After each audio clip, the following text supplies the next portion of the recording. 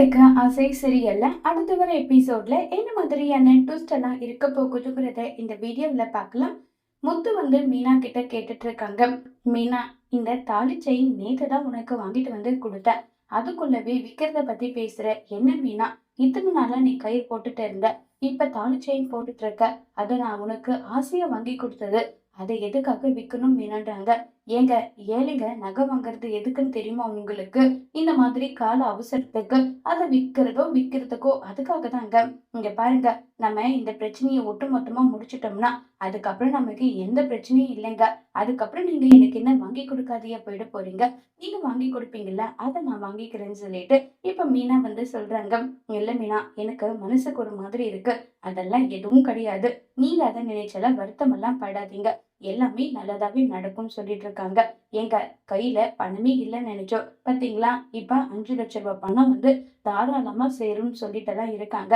சரி மீனா, வேற பாட்டி வந்து நமக்கு பரம்பரை நகைன்னு சொல்லிட்டு கொடுத்துருக்காங்கல்ல, அந்த நகை ஏதாவது பண்ணலாமான்னு சொல்லிட்டு கேக்குறாங்க.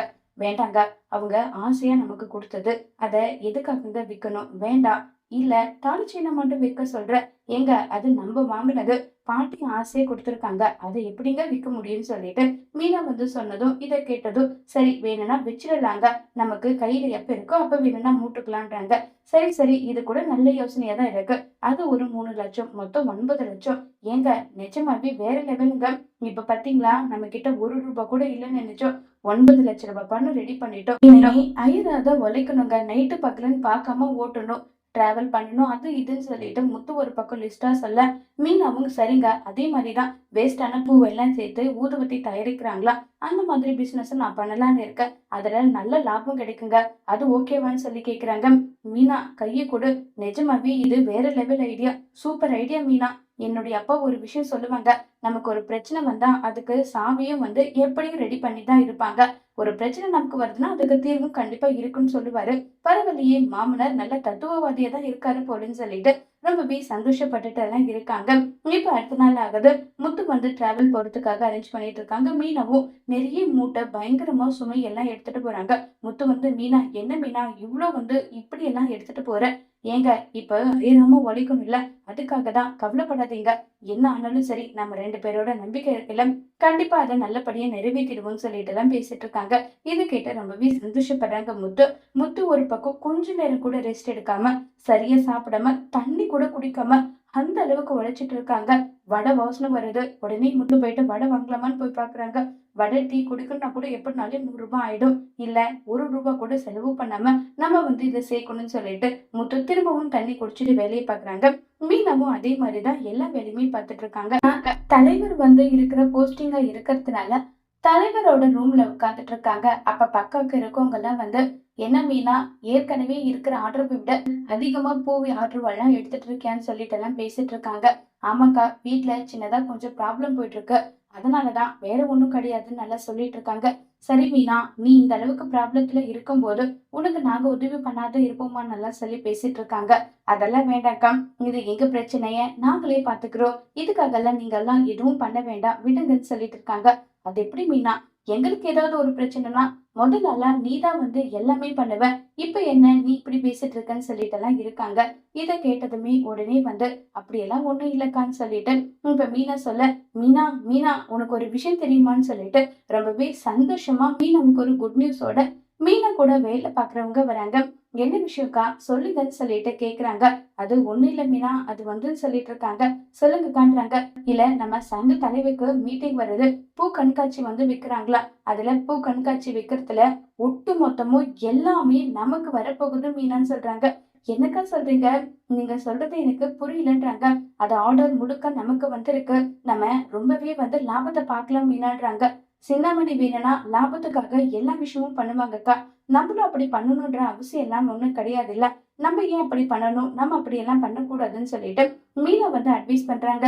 சரி மீனா, நீ இவ்வளவு சொல்றதுனால நம்மளே அதை எடுத்துக்கலாம், அதுல வர லாபத்தை நீ எங்களுக்கு கொடுக்கலாம் வேண்டாம், நான் உனக்கு ஃப்ரீயாவே செஞ்சு கொடுக்குறோன்றாங்க. அப்படியெல்லாம் வேண்டாம்க்கா, நம்ம பாதி பாதி லாபத்தை எடுத்துக்கலாம், இது நல்ல ஐடியாவா இருக்கு, எனக்கும் இப்ப தேவைகள் இருக்கு, அதனால இதை எடுத்துக்கலாம், சிந்தாமணி செஞ்ச மாதிரி நம்ம செய்யவே கூடாது, நல்லது செஞ்சா கண்டிப்பா நல்லதாவே நடக்கும்னு சொல்லிட்டு மீனா வந்து சொல்றாங்க. இதை கேட்டு மீனா கூட இருக்கவங்க எல்லாம் ரொம்பவே சந்தோஷப்படுறாங்க. நீங்க இப்படி சொல்றீங்கல்ல, கண்டிப்பா எல்லாமே நல்லதாவே நடக்கும். எனக்கு அந்த நம்பிக்கை இருக்குன்னு எல்லாம் சொல்லிட்டு ரொம்பவே சந்தோஷமா வந்து பேசிட்டு இருக்காங்க. அக்கா நம்ம ஓயாம உழைக்கணும்க்கா இனின்றாங்க. அதுக்கு என்ன மீனா, பூ கண்காட்சிய ஆர்டர் பண்ணி நம்ம வேற லெவல்ல பக்காவா பண்ணிடலாம், கவலைப்படாதுன்னு நல்லா சொல்லிட்டு இருக்காங்க. இதை கேட்டு மீனாவும் ரொம்பவே சந்தோஷத்துல இருக்காங்க. இது மூலியமா நமக்கு பணம் வரும்னு சொல்லிட்டு மீனா ரொம்பவே சந்தோஷத்துல வந்து இருக்காங்க. இப்ப நம்ம விஜயா தனியா ஃபீல் பண்ணிட்டு உட்கார்ந்துட்டு இருக்காங்க. அப்ப மனோஜ் வந்து, அம்மா என்னம்மா நடந்து போச்சுன்னு சொல்லிட்டு இப்படி ஃபீல் பண்ணிட்டு நீ வேற உட்கார்ந்துட்டு இருக்க, வாமா உனக்காக பாரு பிரியாணி வாங்கிட்டு வந்திருக்கேன், பிரியாணி சூப்பரா இருக்கும், வாமா வாமான்னு சொல்லி கூப்பிடுறாங்க. விஜயாவா போயிட்டு மனோஜ அடியோ அடி நடிச்சிட்டு இருக்காங்க. ஏண்டா வீடு கையை விட்டு போயிடுமோ நினைச்சு நான் அவ்வளவு வருத்தத்துல இருக்கேன், உனக்கு பிரியாணி கேக்குதா, எல்லாம் உன்னால தாண்டா அடிக்கிறாங்க. மா நான் என்னமா பண்ணேன், நீ என்ன சொன்னியோ அதை நான் செஞ்சேன், இப்ப நான் தான் தப்பு பண்ணேன்னு சொல்லிட்டு என்ன அடிச்சிட்டு இருக்க, அப்பா அடிச்சதே தாங்க முடியல, இப்ப நீயும் என்ன சேர்ந்து அடிச்சிட்டு இருக்கேன்னு சொல்லிட்டு ரொம்பவே கோவப்பட்டு வந்து பேசிட்டு இருக்காங்க. இத கேட்டதும், ஏண்டா இப்ப என்ன பண்ண போறோம் ஒண்ணுமே புரியலடான்னு சொல்லிட்டு எல்லாம் இருக்க. உடனே மீனா மட்டும் ரொம்பவே டயர்டா வராங்க. அண்ணாமலையும் அப்பதான் வெளியவே வராங்க. என்ன மீனா நீ மட்டும் வர, முத்து எங்க ஆளை காணுன்றாங்க. இல்ல மாமா ஒரு சவாரி இருக்கான், அதுக்காக அவர் போயிருக்காருன்னு சொல்லிட்டு இருக்காங்க. இப்படி நீங்க 2 பேரும் அயராத உழைக்கணுமா? இல்ல மாமா கொடுக்க வேண்டிய பணத்தை கொடுக்கணும் இல்ல, அதுக்காக தான் இப்படி உழைச்சிட்டு இருக்கோம், எங்களுக்கும் வேற வழி தெரியல மாமா. இத நினைச்சு நீங்க எல்லாம் வருத்தப்படாதீங்க. கண்டிப்பா இந்த வீட்டை எந்த ஒரு காரணத்துக்காகவும் எதுக்காகவும் யாருக்காகவும் நாங்க விட்டு கொடுக்க மாட்டோம், நீங்க கவலைப்படாம இருங்க மாமான்னு சொல்லிட்டு இருக்காங்க. இதை கேட்டு ரொம்பவே சந்தோஷப்பட்டாலும் மனசுக்குள்ள வேதனையா இருக்கு அண்ணாமலைக்கு. எனக்கு தெரியும் மீனா, நீங்க 2 பேரும் விட்டு கொடுக்க மாட்டீங்க, அந்த சிந்தாமணியால நம்மள அழிக்க முடியும்னு நினைச்சிட்டு இருக்கான், அதை நீங்க நடக்க விட மாட்டீங்க, எனக்கு தெரியும். இருந்தாலும் மனசுக்குள்ள ஒரு மாதிரி பயமா இருக்குன்னு சொல்லிட்டு அண்ணாமலை சொல்றாங்க. ஏன்னா நீங்க இப்படி கஷ்டப்பட்டுட்டு அது கையாலாகாதவனா நான் உட்கார்ந்துட்டு இருக்கேன்ல, அதை நினைக்கும் போது மனசுக்கு கஷ்டமா இருக்குன்னு எல்லாம் சொல்லி பேசிட்டு இருக்காங்க. உடனே ஸ்ருதி அந்த இடத்துக்கு வராங்க. ஸ்ருதி அங்க வந்தது, என்ன பிரியாணி ஸ்மெல் வாசனை வருது, என்ன மீனா பிரியாணி சமைச்சீங்களான்றாங்க. ஸ்ருதி இப்பதான் பூ வேலையெல்லாம் முடிச்சுட்டு இப்பதான் வந்திருக்கேன், உடனே திரும்பவும் போகணும், ஏன்னா நாளைக்கு மலர் கண்காட்சி வந்து நடத்துறாங்க, அதுக்கு டெக்கரேஷன் வேலை பூவால டெக்கரேட் பண்ற வேலை எல்லாமே நான் தான் எடுத்திருக்கேன், அதனால உங்களுக்கு சாப்பாடு சேர்த்து நான் வாங்கிட்டு வந்துட்டேன்னு சொல்லிட்டு எல்லாம் இருக்காங்க. உடனே ரவி வந்து, அண்ணி அயராத உழைக்கிறீங்க, இங்க வந்து இப்படி ஒரு வேலையை செய்யணுமா, இந்த பிரச்சனையெல்லாம் முடிகிற வரைக்கும் நைட்ல சாப்பாடு வேலையை நாங்களே பாத்துக்கிறோம், ஹோட்டல்ல இருந்து எடுத்துட்டு வந்துடுறோம், அங்கேயே செஞ்சு எடுத்துட்டு வந்துடும்ன்றாங்க. இருக்கட்டும் ரவி, உங்களுக்கு எதுக்காக ஸ்டைல், என்ன நீ பணம் நாங்க கொடுக்கணும்னு சொன்னா அதுக்கும் ஏத்துக்க மாட்டேன், ஒத்துக்க மாட்டேன், நீங்க தான் கொடுக்கணும்னு சொல்லி பிடிவாதம் படிக்கிறீங்க, இப்ப நான் வந்து ஒரு உதவியை இதை செய்யறது கூட விட மாட்டீங்களான்னு சொல்றாங்க. அண்ணாமலை வந்து, இந்த குடும்பத்துல அவனுக்கும் பங்கு இருக்கு, பணத்தை ஏன் வேண்டாம்னு சொல்ற மீனா, அவன் கொடுத்தா வாங்கிக்கோ, அவங்க 2 பேரோட விருப்பம்னு சொல்றாங்க. கரெக்டா சொன்னீங்க அங்கிள், என்னுடைய சார்பா 1,00,000 பணம் இந்தாங்கன்னு சொல்லிட்டு ஸ்ருதி ரவி 2 பேருமே கொடுக்குறாங்க. முத்துவும் இப்ப வராங்க. முத்து வந்து, இங்க பாருங்கன்னு சொல்லிட்டு இன்னைக்கு மட்டுமே 50,000 மேல வந்து நம்ம முத்து வந்து ஓட்டியிருக்காங்க. மீனாவும் ஒரு 50,000 கொடுக்குறாங்க. நிஜமாவே ரொம்பவே சந்தோஷமா இருக்கு நம்ம முத்துவுக்கு. மீனா பத்தியா ஒரே நாள்ல நம்ம 1,00,000, ஆமாங்க 1,00,000 சம்பாதிச்சிருக்கோம். அது மட்டும் இல்லாம ஸ்ருதியும் ரவியும் இன்னைக்கான இன்வெஸ்ட்மெண்டா அவங்களும் 1,00,000 பணம் கொடுத்துருக்காங்கன்னு சொல்லிட்டு எல்லாம் இருக்காங்க. இதை கேட்டதுமே அண்ணாமலைக்கு, உங்களை கஷ்டப்படுத்த கூடாது, உங்க லைஃப்ல நீங்க சந்தோஷமா வாழ வைக்கணும்னு சொல்லிட்டு என்னுடைய எண்ணம் தான், ஆனா என்ன பண்றது, எல்லாமே இப்படி நடக்குதுன்னு சொல்லி ரொம்ப வருத்தப்பட்டும் ஃபீல் பண்ணியும் பேசிட்டு இருக்காங்க. அங்கிள் எதுக்காக நீங்க இப்படி எல்லாம் ஃபீல் பண்ணிட்டு இருக்கீங்க, இது நம்மளுடைய வீடு, நம்ம வீட்டுக்கு நம்ம தானே செய்யணும், இதுக்கு நீங்க ஏன் ஃபீல் பண்ணிட்டு இருக்கீங்க, விடுங்க சொல்லி ஸ்ருதி வந்து சொல்லிட்டு இருக்காங்க. இப்போ உடனே நம்ம மனோஜ் வந்து, மா பசிக்குதுமா, நான் போய் சாப்பிடுறேன், நீங்க வரீங்களா இல்லையான்னு சொல்லிட்டு கேட்டுட்டு இருக்காங்க. ஏண்டா அங்க ஆளுக்கு ஒரு பக்கம் எப்படி எல்லாம் வருத்தப்பட்டு பேசிட்டு பண்ணிட்டு இருக்காங்க, உனக்கு பசிதான் பெருசா தெரியுதாடான்னு சொல்லிட்டு கோவப்பட்டு பேசிட்டு இருக்காங்க. ஆமா பின்ன, பசிக்குதுன்னா பசிக்குதுன்னு தானே சொல்ல முடியும், நீ என்ன இப்படி எல்லாம் என்ன கேட்டுட்டு இருக்கன்னு சொல்லிட்டு ரொம்பவே கோவப்பட்டு வந்து பேசிட்டு வந்து இருக்காங்க மனோஜ் வந்து. உடனே ரவி வந்து கேக்குறாங்க, ஏண்டா முத்து மட்டும் கஷ்டப்படணும்னு ஏதாவது தலையெழுத்து இருக்கா, நீங்க 2 பேரும் வாங்கின கடனுக்கு முத்து எதுக்காக பொறுப்பேற்கணும், நீங்க பணம் கொடுக்க வேண்டியதானடான்னு சொல்லிட்டு மனோஜ் வந்து சொல்றாங்க.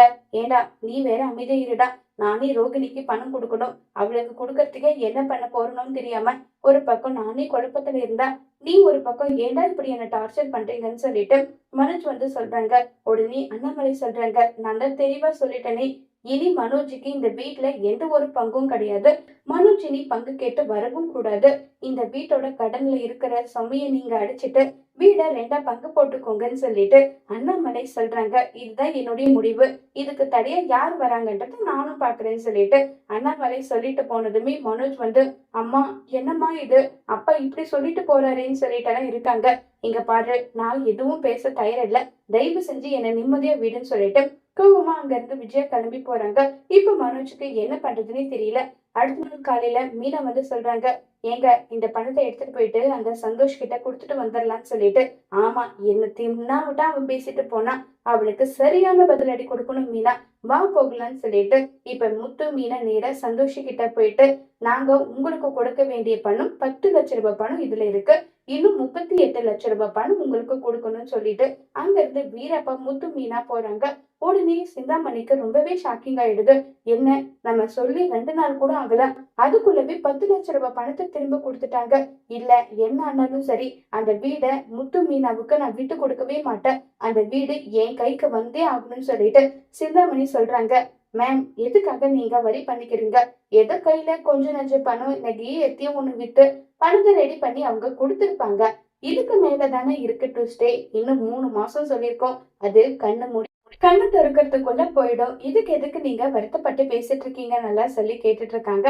இது கேட்ட உடனே என்ன பதில் சொல்றதுன்னே தெரியல சிந்தாமணிக்கு. அப்படி மட்டும் நினைச்சிடாது சந்தோஷே, அவங்க எப்படிப்பட்ட கேடு கெட்டவங்கன்னு எனக்கு நல்லா தெரியும். அதான் அந்த முத்து மீனா மனசை வச்சுட்டான், எல்லாமே சாத்தியம் பண்ணிடுவாங்க. அவங்கள இப்படி விடக்கூடாது.